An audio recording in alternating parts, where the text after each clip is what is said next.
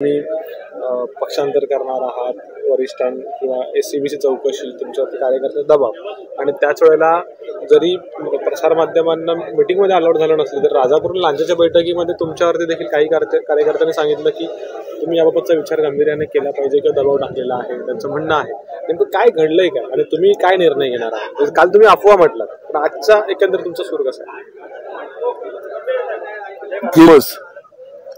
प्रसार माध्यमांच्या माध्यमातून त्यात इलेक्ट्रॉनिक मीडिया असेल, प्रिंट मीडिया असेल, त्यानंतर व्हॉट्सअप मीडिया असेल, त्या माध्यमातून विविध राजन साहेबांच्या प्रवेशाबद्दलच्या चर्चा चांगल्या रंगलेल्या आहेत. आपण नक्कीच एक आमचं मार्गदर्शन असतं याचा निश्चितपणे माझ्याकडे माहिती आहे आणि म्हणून या अनुषंगाने मला पदाधिकारी कार्यकर्त्यांचा आग्रह होता की आपण मंडळींनी या ठिकाणी यावं, आमच्या समोर आपलं संवाद साधावा. या उद्देशाने मी काल राजापूर या ठिकाणी संवाद साधला पदाधिकाऱ्यांबरोबर.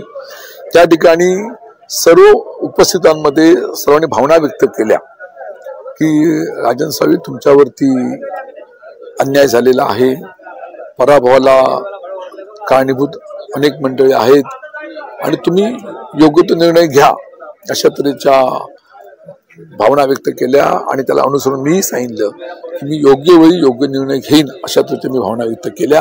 त्यानंतर आम्ही आज लांजातल्या सुद्धा पदाधिकाऱ्यांनी अनेक सैनिकांनी मला या ठिकाणी बोलवलं, या ठिकाणी मी आलो होतो.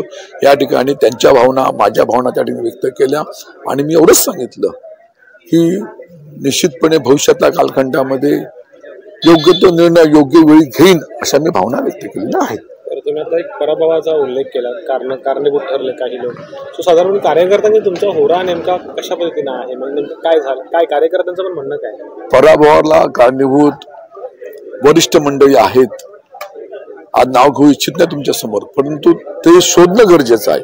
आणि मी तिथं स्पष्ट सांगितलं की आज जो दुःखाचा डोंगर पक्षावरती आला, माझ्या कुटुंबावरती आला, माझ्या वैयक्तिक आयुष्यामध्ये आला, ह्याला कारणीभूत कोण आहे हे शोधणं गरजेचं आहे.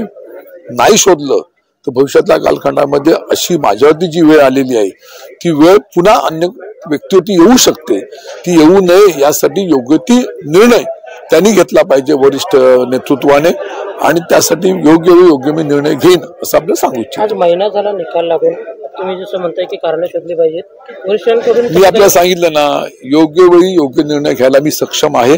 आणि माझ्या मतदारसंघातली अनेक मंडळी तुम्ही योग्य निर्णय घ्या, तुमच्या पाठीशी आम्ही आहोत, अशा तऱ्हेचे मला संकेत दिलेले आहेत.